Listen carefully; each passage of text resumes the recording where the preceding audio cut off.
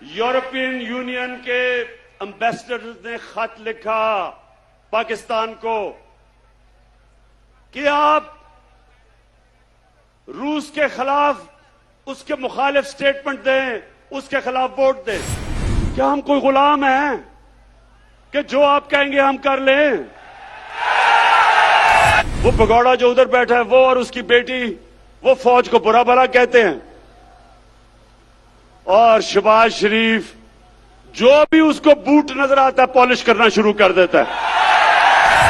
ये वो जनरल जलानी का जमाना नहीं जब उसके घर पे सरिया लगाते लगाते आप वजीर आला बना और फिर अरबोपति बन गए। जमाना बदल चुका है। ये डाकुओं का जो गुलदस्ता है, क्या आप तैयार हैं जब इंशाअल्लाह आपकी अदम इत्तेमाद की तहरीक फेल होगी तो आप तैयार हैं जो मैं आपसे करूंगा? फजलू, जरदारी, मुल्क की बड़ी बीमारी। मैं जो लोग आज मीडिया में इनकी हिमायत कर रहे हैं, इन डाकुओं की, अच्छाई के साथ नहीं खड़े होते। 30 साल से आप देख रहे हैं कि मुल्क से क्या कर रहे हैं। यूरोपियन यूनियन के एम्बेसडर ने खत लिखा पाकिस्तान को कि आप रूस के खिलाफ उसके मुखालिफ स्टेटमेंट दें, उसके खिलाफ वोट दें। मैं ये यूरोपियन यूनियन के एम्बेसडर से पूछता हूं कि क्या आपने हिंदुस्तान को भी ये खत लिखा था? क्योंकि मैं अपनी कौम को याद करवाना चाहता हूं कि ये वो पाकिस्तान था जिसने ये नेटो की मदद की, जो वॉर ऑन टेरर थी, हमने उनका साथ दिया।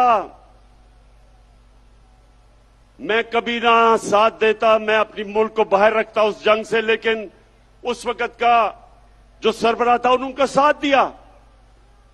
क्या मिला पाकिस्तान को? 80,000 पाकिस्तानियों की जानें गई।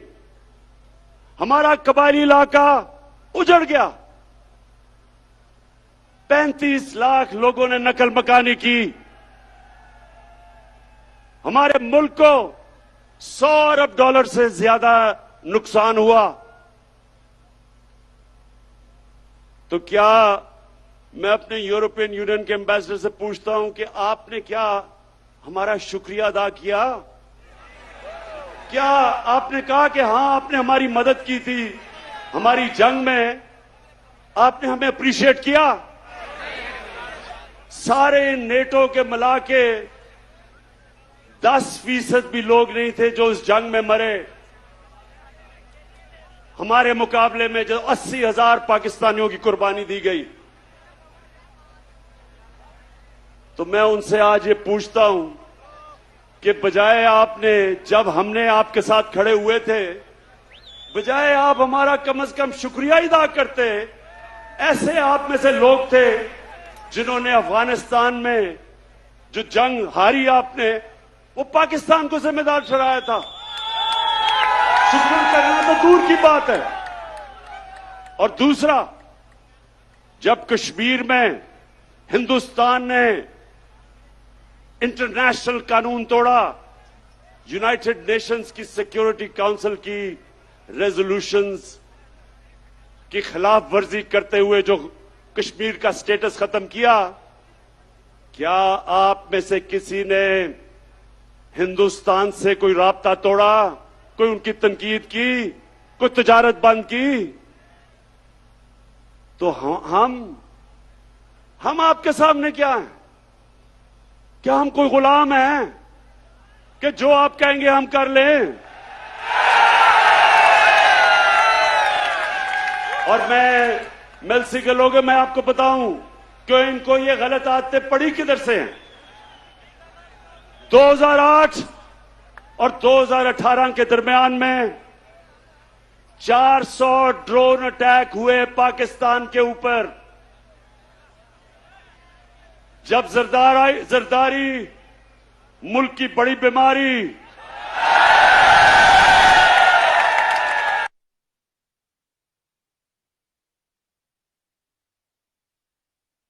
आज़म इमरान खान में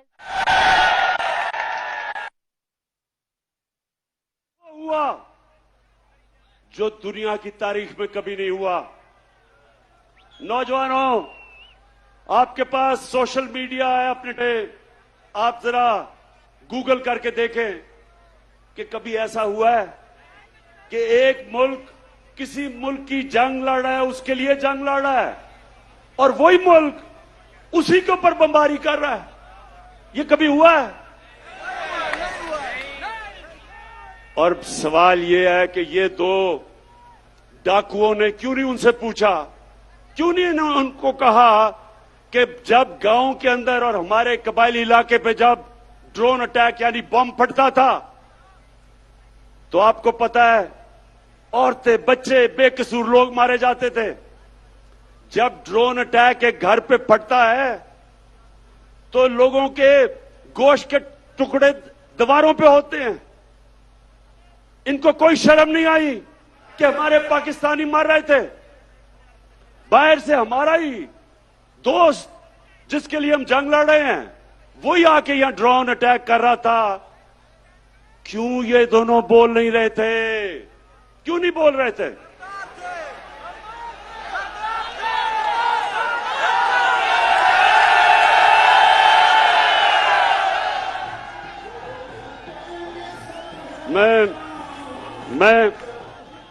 मैं आपको बताता हूं कि ये दो डाकू क्यों नहीं बोल रहे थे, क्योंकि इनके चोरी इस मुल्क से जो पैसा लूट के इन्होंने बाहर के मुल्कों में और बैंकों में और बड़े बड़े महल्लात लिए हुए थे, इनको डर था कि जिस दिन ये कहेंगे कि सर ये क्या कर रहे हैं आप, ये ना करें, वो इनकी प्रॉपर्टी जब्त कर लेंगे।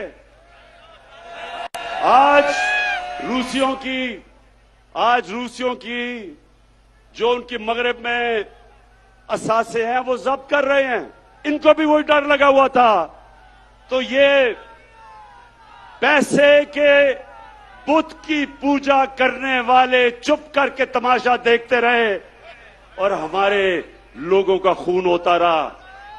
बेकसूर लोग बेचारे कबायली इलाके में उनके बच्चे मरे, और वो जिसके खानदान में लोग मरते थे वो हमारे खिलाफ हमले करते थे, बदला हमारे पे लेते थे, क्योंकि उनको पता था कि हमारी इजाजत से ये ड्रोन अटैक्स अपने मुल्क पे हो रहे हैं।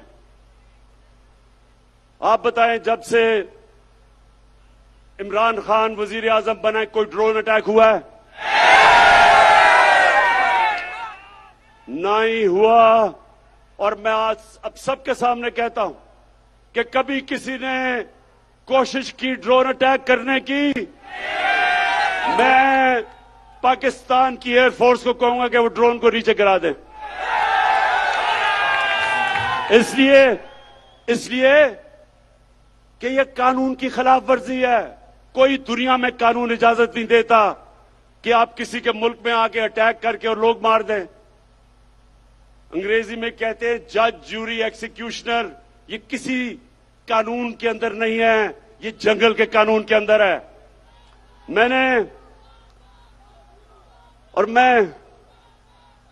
मेरे पाकिस्तान के नौजवानों, मैं ये चाहता हूं, ये गौर से एक बात समझ लें आप।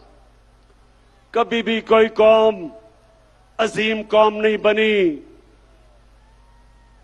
जो दूसरों के सामने झुकती है। सिर्फ खुददार कौमें अजीम कौम बनती है।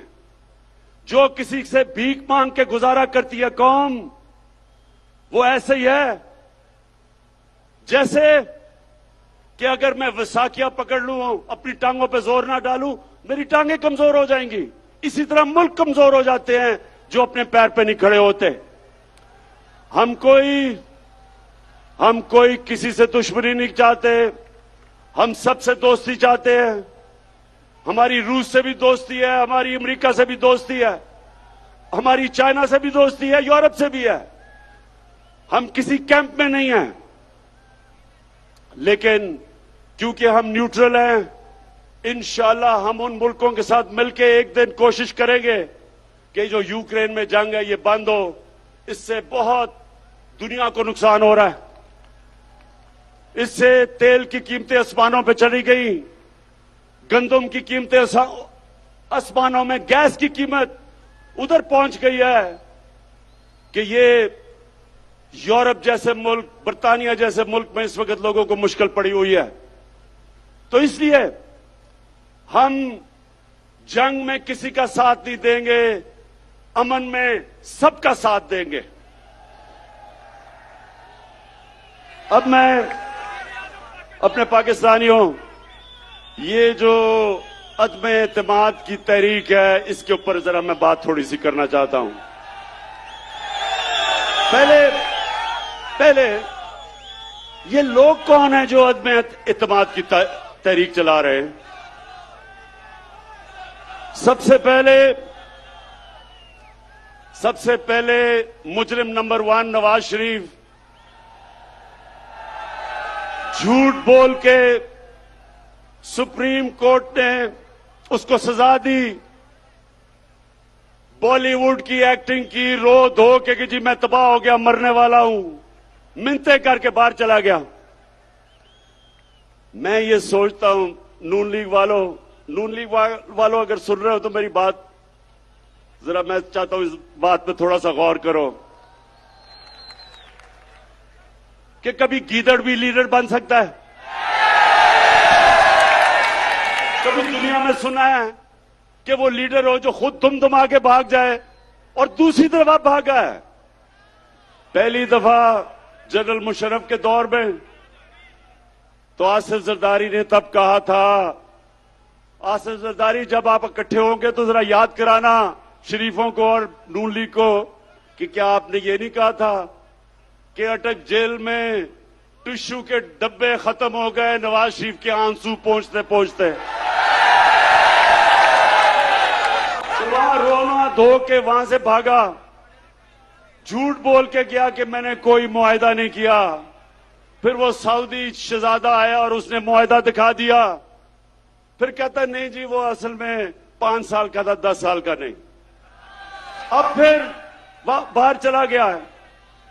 अब नून लीग, मैं जरा अपनी, क्योंकि नून लीग में बड़े अच्छे अच्छे लोग भी हैं, तो मैं जरा नून लीग वालों से ये भी पूछना चाहता हूं, अपने जरा बच्चों को कहें जरा गूगल करें अपने मोबाइल पे, कोई इसकी दुनिया में मिसाल मिलती है कि एक मुल्क का 3 दफा वजीर आजम, उसके 2 बच्चे बाहर गए, अरबों रुपए के महलों में रह रहे हैं, वो खुद अरबों रुपए के महल में रहता है, और जब बच्चों से पूछते हैं कि जी ये पैसा किधर से आया, कहते जी हम तो पाकिस्तानी शहरी नहीं हैं, हम जवाबदेही नहीं हैं। यानी 3 दफा मुल्क का सदर, प्राइम मिनिस्टर, इसका मतलब कि वो फिर ये सिर्फ पाकिस्तान को लूटने के लिए आते हैं, पैसा चोरी करके बाहर, छुट्टियां बाहर, ईद बाहर, घर बाहर, शॉपिंग बाहर, और पाकिस्तान सिर्फ लूटने के लिए रखा हुआ है। ये है नंबर 1 जो चाहता है अदम एतमाद की तहरीक हो, इसलिए कि वो चाहता है कि फिर से उसको याद आ रहा है कि कैसे उन्होंने मजे मजे से पाकिस्तान को पिछले 30 साल में लूटा है। दूसरा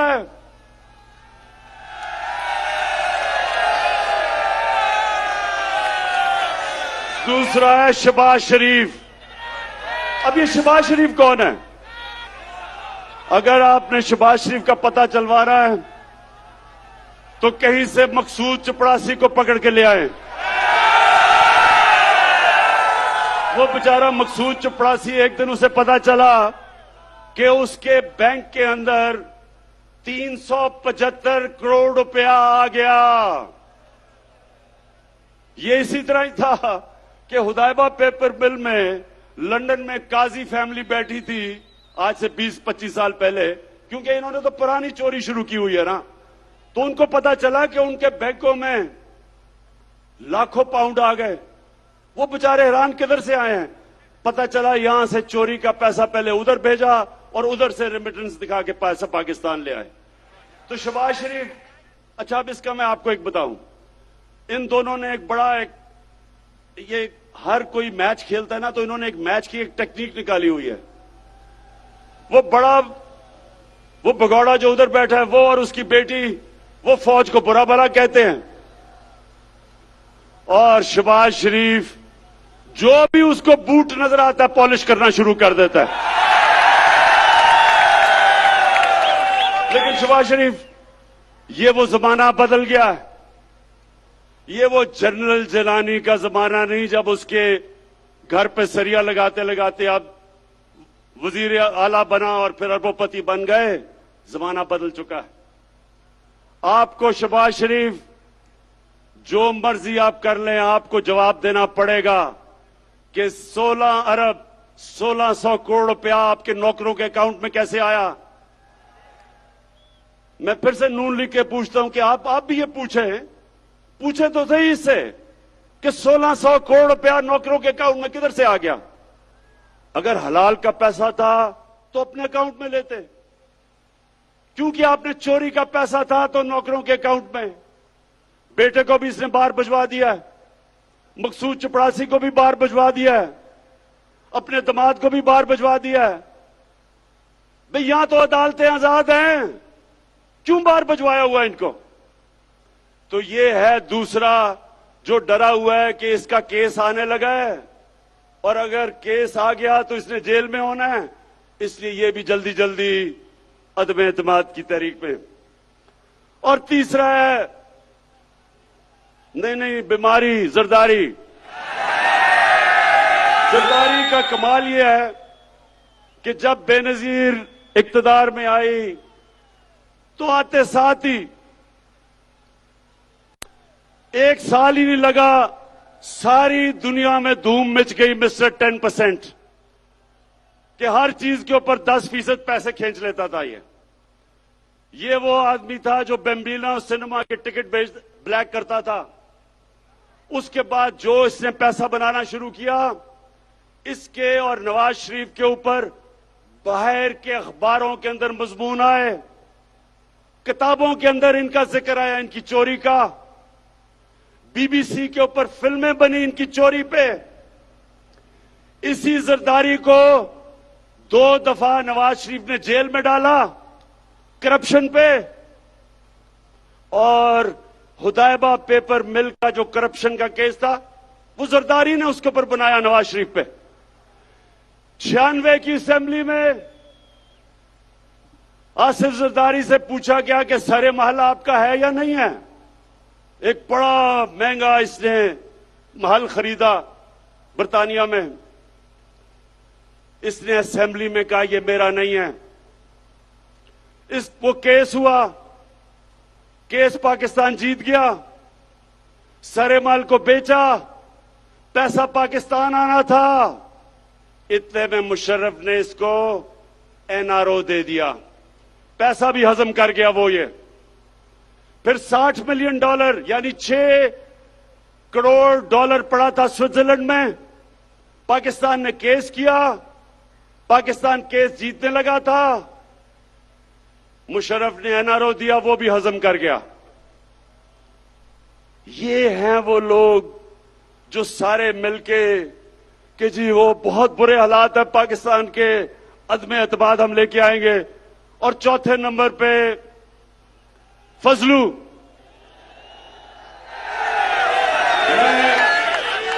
मैं इसको कभी मौलाना नहीं कहूंगा, क्योंकि मौलाना, हम अदब से मौलाना को कहते हैं। मौलाना पढ़े लिखे दीनी लोग होते हैं, हम उनकी इज्जत करते हैं। लेकिन जो डीजल के परमिट को बेच के पैसे बनाता है, और ये सिर्फ पैसे नहीं बनाता, ये ब्लैकमेल करता है। मदरसे के बच्चों को ले आया, इस्लामाबाद में धरना दिया। वो मीडिया ने जाके मदरसों के बच्चों से पूछा कि ये क्यों आए हो तुम धरना देने। उन्होंने कहा जी इसलिए कि इमरान खान यहूदी एजेंट है। उन्होंने कहा कि ये यहूदियों का या साजिश कर रहा है पाकिस्तान में। मौलाना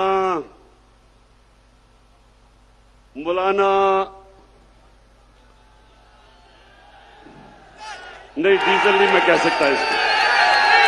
फजलू, मुझे ये बताओ कि तुम्हारे और ये जो तुम्हारा डाकुओं का टोला है, इसके होते हुए यहूदियों को साजिश करने की जरूरत क्यों है पाकिस्तान में? पिछले 10 सालों में 4 गुना, 2008 से 18 तक 4 गुना पाकिस्तान का कर्जा बढ़ा है। 4 गुना, 6,000 अरब रुपए से 2008 में, 60 साल में पाकिस्तान का कर्जा 6,000 अरब था। इन्होंने 10 सालों में पहुंचा दिया 30,000 अरब। तो मैं इनसे पूछता हूं कि जब आपने मुल्क को मकरूज कर दिया, जो भी हम टैक्स में इकट्ठा करते हैं आधा चला जाता है आपके लिए हुए कर्जों की किस्तों पे। तो जब आपने मुल्क को मकरूज कर दिया तो यहूदियों को साजिश करने की जरूरत क्या है? आप ही काफी हैं। फजलू, मैं आपसे, आपकी और मेरी उम्र एक ही है। हमारी उम्र में हमें सोचना चाहिए कि ऊपर वाला कभी भी बुलावा दे दे। हमें अपनी आखिरत की फिक्र करनी चाहिए। और आपका तो थोड़ा वजन भी ज्यादा है, इसलिए आपको अब सोचना चाहिए अपनी आखिरत का।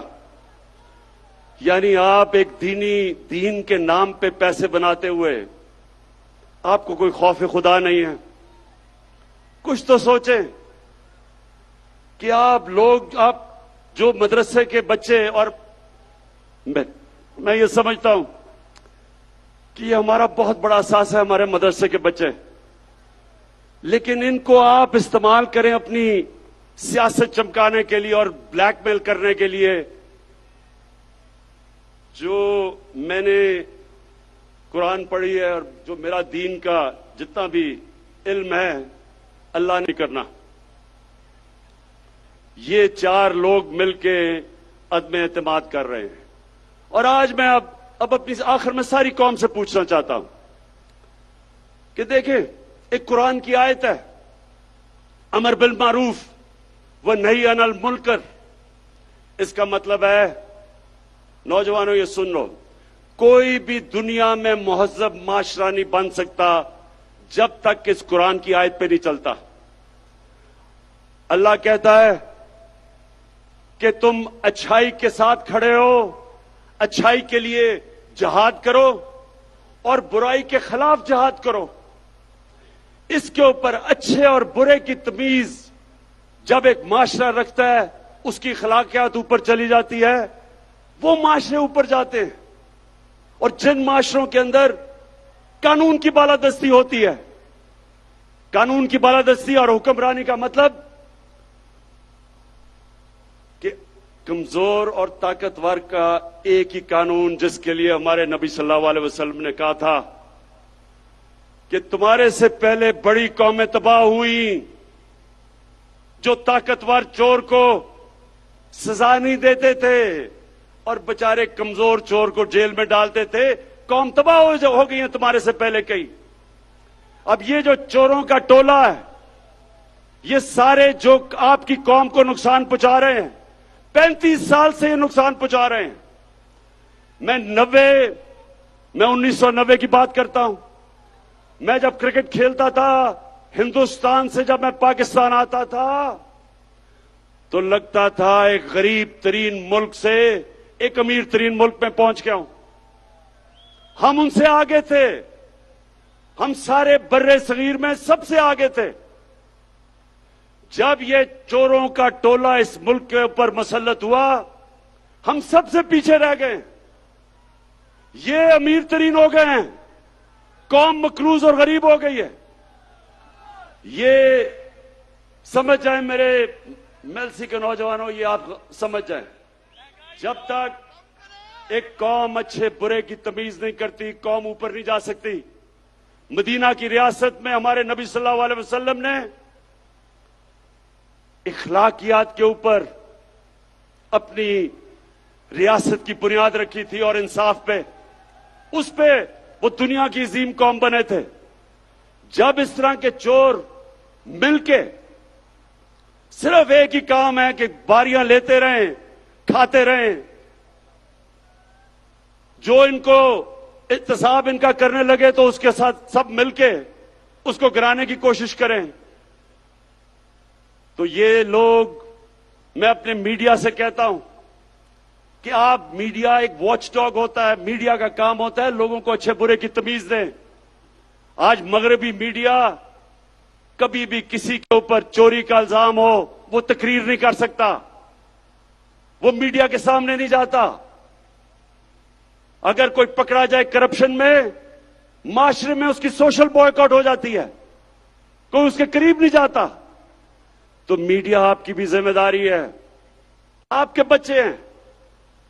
मैं जो लोग आज मीडिया में इनकी हिमायत कर रहे हैं इन डाकुओं की, मैं आपसे ये सवाल पूछता हूं कि क्या आप चाहेंगे कि आपके बच्चे फजलुर रहमान फजलू डीजल हो जाएं, या आप चाहेंगे कि मकसूद चपरासी वाला शोभा शरीफ आपका बेटा बन जाए, या आप चाहेंगे कि भगोड़ा नवाज शरीफ बन जाए, और या आप चाहेंगे कि आपका बेटा जरदारी की तरह बन जाए? कोई नहीं चाहेगा। तो फिर आप क्यों इस मुल्क में अच्छाई के साथ नहीं खड़े होते? 30 साल से आप देख रहे हैं कि मुल्क से क्या कर रहे हैं। मैं आज आखिर में एक बात कह के अपना बात खत्म करता हूं कि मैं 25 साल पहले मैं सियासत में आया ही था इनका मुकाबला करने के लिए। जब तक मेरे में खून है मैं इनका मुकाबला करूंगा।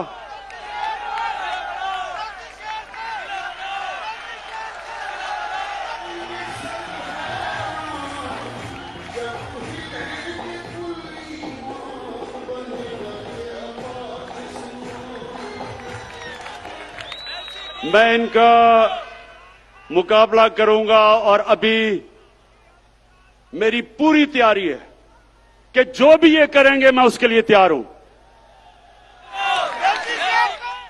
लेकिन मैं इनसे आखिर में आखिरी बात ये कह के छोड़ता हूं कि ये जो चोरों का टोला है, ये डाकुओं का जो गुलदस्ता है, क्या आप तैयार हैं जब इंशाअल्लाह आपकी अदम इत्तेमाद की तहरीक फेल होगी तो आप तैयार हैं जो मैं आपसे करूंगा?